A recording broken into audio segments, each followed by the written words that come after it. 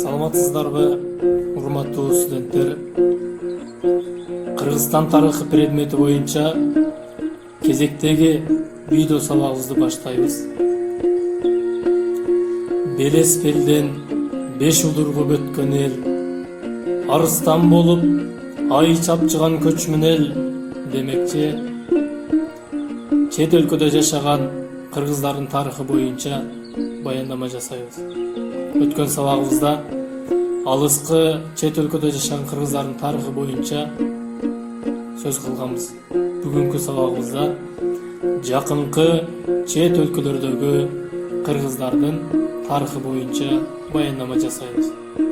Бүгүнкү планыбызда ферганалык кыргыздар, Памир кыргыздары жана Россиядагы кыргыздар боюнча сөз кылабыз. Анда эмесе ферганалык кыргыздар боюнча баштайбыз. Кыргыздар Фергана өрөөнүндө байыртадан эле байырлап, андагы көп улуттун өкүлдөрү, өзгөчө өзбектер, кыпчактар, тажиктер менен бирге жашап келгени белгилүү. Фергана чөлкөмү 18-кылымдан баштап өз алдынчалыкка ээ болуп, андагы бийлик 1709 жылы Шахрух бийлин колуна өтүп, ал Кокон хандыгынын негиздөөчүсү болуп калат. Ушундан тартып, Россия басып алганга чейин бул чөлкөмдөгү бийликти Кокон хандыгы жүргүзгөнүн билебиз. Адегенде Фергананын түздүгүндө кийин тоолорунда жашаган кыргыздар Кокон хандыгынын туруктуу калкына айланган жана бул хандыктын коомдук саясий турмушуна таасирдүү катышкан. Ферганалык кыргыздар 19-кылымдан баштап Кокон хандыгынын жогорку хандык бийлигинде өз колунда кармап турууга аракеттенишип, ал максатын жүзөгө ашырышкан. Буга кыргыздардын тарбиясы менен таласта эр жетип, нүзүп баш болгон кыргыздар менен кыпчактардын колдоосун татыган Шералынын хан көтөрүлүшү күбө. 1897 жылы статистикалык маалымат боюнча Фергана чөлкөмүндө 424 миңдей кыргыздар жашап, андагы калктын 30%-ын түзгөн. Алардын көпчүлүгү өздөрүнүн Ферганада байыртадан эле жашаган туруктуу калк катары эсептешкен. Айрымдары болсо Чыгыш Түркистандан, Теңир тоодон, Таластан жана башка жерлерден көчүп келип жашап калганы белгилүү. Ферганадагы кыргыздардын кыштоодо жашагандары дыйканчылык, ал эми тоолуу өрөөндөрдө жашагандары мал чарбачылыгы менен кесип кылышкан. Совет бийлигинин улут саясатынын натыйжасында 1924 жылы Орто Азия чөлкөмү улуттук мамлекеттүүлүктөргө бөлүнөт. Бул маанилүү иште бул чөлкөмдө жашаган этностордун кызыкчылыктары толук эске алынбай, субъективдүүлүккө, баш аламандыкка жол берилет. Натыйжада байыртадан эле кыргыздар мекендеп келген Самаркан, Анжиян, Наманган, Фергана өрөөнүнүн көпчүлүк бөлүгү Өзбекстандын чегине кирип калган. Кыргыздардын элинин чегараларды тактоо, кыргыздар мекендеп келген жерлерди Кыргызстанга кошуу жөнүндөгү талаптарына Совет бийлиги көңүл бурган эмес. Ошентип, кыргыздар жерлери менен коңшулаш Өзбекстандын калкына айланган. Учурда кыргыздар Өзбекстандын дээрлик бардык областтарында жашашат. Алардын басымдуу көпчүлүгү Анжиян, Наманган, Фергана, Жизак, Кокон, Ташкент, Самаркан, Сырдария областарында турушат. Кыргыз айылдарынын көпчүлүгү тоолуу райондордо жайгашып, кыргыз тилинде аталат. Соңку маалыматтар боюнча Өзбекстанда 180 миңдей кыргыз бар. Анда жашаган кыргыз балдар үчүн 40 ашуун кыргыз тилиндеги мектептер иштейт. Алар үчүн окуу китептери, окуу куралдары Кыргызстанда даярдалат. Памир кыргыздары. Дүйнөдөгү эң бийик Памир тоолорунун асман тиреген чокуларынын арасын, өзөндөрүн, кокту колотторун кыргыздар Байыртадан эле мекендеп келишкен. Анткени Памир тоолору Кыргызстандын азыркы чек арасы менен эле туташ жатат.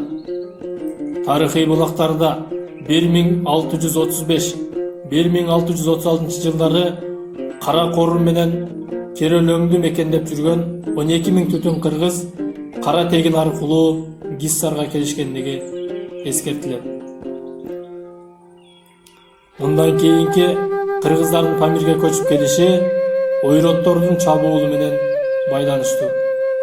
Ойроттордун чабуулунан улам Кара тегинге көчүп барган 100 000 түтүндөй кыргыздар Бухара хандыгына караштуу Гиссар, Куляб, Памир, Түндүк Индия жана Кашкарга чейин барган. Калмактар кыйрагандан кийин качкан кыргыздардын негизги бөлүгү Теңир тоого кайтышып, бир аз тобу ошол тарапта калып калышкан. 19-кылымда Памирди Кокон хандыгы, Кашкар эмири жана Афганистандагы Вахап акими бөлүп алышкан. Анда жашаган кыргыздар да формалдуу түрдө 3кө бөлүнүп калган. Бирок кыргыздар 3 ээликтин бирине да баш ийбестен өздөрүн Памирдин мыйзамдуу кожоюндары катары сезишкен. Памирлик кыргыздардын эркиндик үчүн күрөшүн көп жылдар бою Сахип Назар жетектеген. Кокон хандыгы аны өзүнө тартуу максатында ага Датка мансабын ыйгарган. Афган эмири болсо кээде Сахип Назарга жардам сурап кайрылып турган. Жайкысын ал асман тиреген тоолордогу жайлоолорго көчүп, кышкысын адамдар жете алгыс Козары дарыясынын куймасындагы кыштоосунда жашаган. Ал өзүнүн колу менен Афган эмиринин аскерлерине, орус баскынчыларына бир нече жолу сокку урган. Андан ал Афган эмири да, орустар да чоочулап турган. Памир аймагын 1890-жылдары Россия басып алган соң Сахип Назар колго түшүрүлүп, каракчы катары атылган. Чындыгында ал өз элинин эркиндиги, көз карансыздыгы үчүн күрөшкөн кыргыздын өз мезгилиндеги чыгаан уулдарынын бири болгон. Совет бийлигинин жылдарында Тажикстанга карап калган кыргыздар ал республиканын 4 районуна бөлүнгөн. Жергетал, Бургап, Шаартуз жана Яал. Тажикстандык кыргыздар Кыргызстандын Лейлек, Чоңалай, Кадамжай, Баткен райондорунун эли менен уруулаш эл.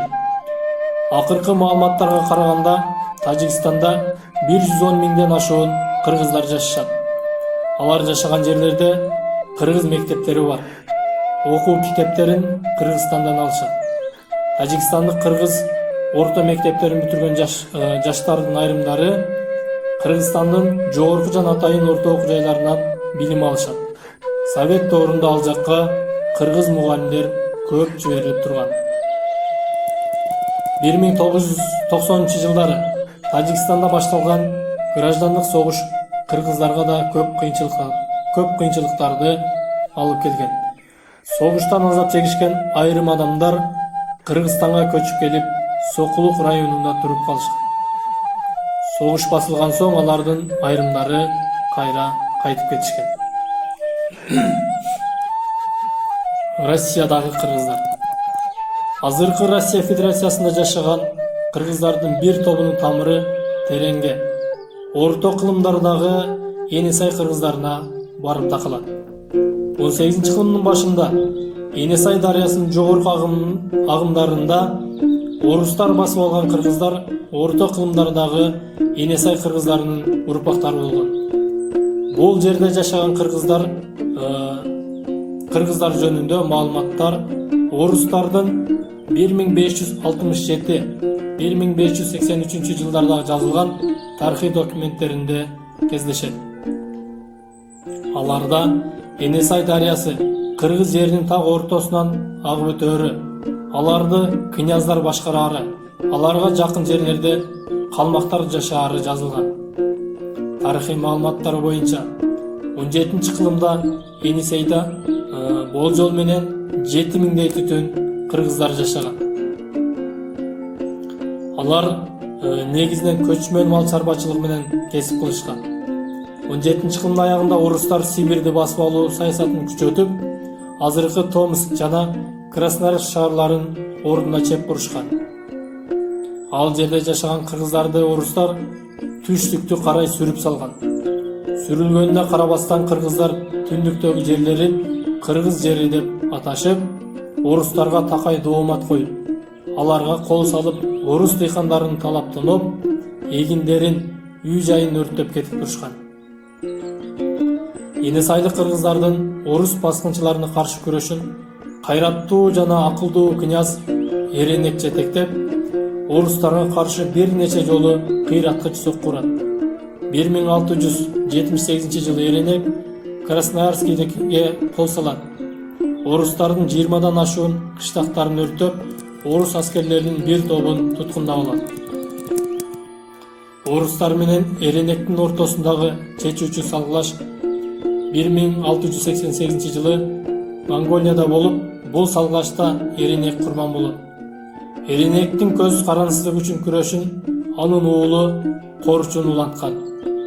Ал дагы орус баскынчыларына каршы бир нече чабуулдарды уюштурган. Кыргыз княздарынын орус баскынчыларына каршы акыркы чабуулу 1700-жылы болгон. Бул жолу кыргыздар кара калмактар менен бирдикте Кузнецк шаарына кол салышкан. 1701-жылы орус аскерлери казак-орус отряддары менен бекемделип, кыргыздар менен Красноярскиге жакын жерден беттешет. Айыгышкан салгылашта кыргыздар чоң жеңилүүгө дуушар болуп талкаланат. Енисайлык кыргыздардын орус баскынчыларына каршы күрөшү бир кылымга созулуп, бул жоокер элдин кайраттуулугу, орус патшачылыгын бир топ сестенткен. Енисайдагы кыргыз жерлери Россияга 1708-1720 жылдар аралыгында биротоло кошулган. Кыргыздарды жеңген соң алардын жаңы жогорулашынан чочулаган падыша өкмөтү Енисайлык кыргыздардын бир бөлүгүн Алтайга көчүрүп жиберген. Падыша өкмөтү Енисайлык кыргыздарды багынтып алган соң аларга каршы колониялык татаал саясат жүргүзгөн. Аларды зордук жолу менен христиан динин кабыл алууга, адам аттарын орусча коюуга мажбурлаган. Мунун натыйжасында кылымдар бою өздөрүнүн кыргыз деген атын өзгөчөлүгүн сактап келген эл акырындык менен башка элдер менен сиңишип кеткен.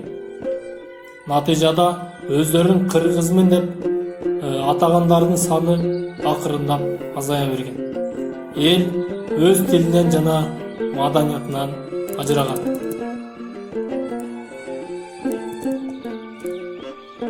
Совет бийлигинин соңку жылдарындагы эсеп боюнча Россия Федерациясынын аймагында 40 миңдей кыргыз жашаган. Азыркы учурда Россиянын көпчүлүк шаарларынын базарларында соода кылган кыргыздар бар. Алардын айрымдары ал жакта туруктуу жашашат. Так эмес маалыматтар боюнча азыркы учурда Россияда убактылуу жашаган кыргыздар 800 миңден ашат. СССРдин жашоосунун соңку жылдарындагы маалыматтар боюнча кыргыздар башка союздук республикаларда да жашашкан.